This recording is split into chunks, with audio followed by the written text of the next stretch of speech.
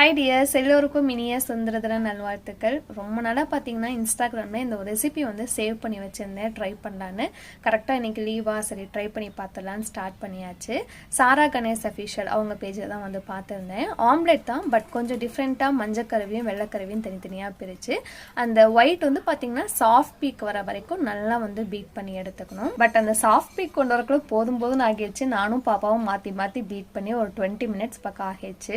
பேனில் லைட்டாக பட்டர் விட்டு பீட் பண்ணி வச்சிருக்க மஞ்சக்கரு ஃபர்ஸ்ட் போட்டு லைட்டாக வெந்ததும் அதுக்கு மேலே வெள்ளைக்கரு போட்டு இந்த மாதிரி நல்லா ஈக்குவல் பண்ணிட்டு மிளகாத்தூள் போட்டு ஒரு 5 நிமிஷம் லோ ஃப்ளேமில் குக் பண்ணிங்கன்னா சூப்பராக குக் ஆகி வந்துடும். நான் எடுக்கிறக்குள்ள கொஞ்சம் கஷ்டப்பட்டேன், ஆனால் உடையாமல் சூப்பராக வந்திருந்தது. இது கூட உங்கள் செரி டொமேட்டோஸ் வச்சுருந்தாங்க, எங்கிட்ட அது இல்லையா.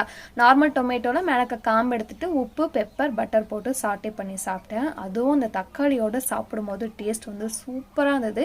கண்டிப்பாக ட்ரை பண்ணி பாருங்கள், ரொம்ப நல்லா இருக்குது.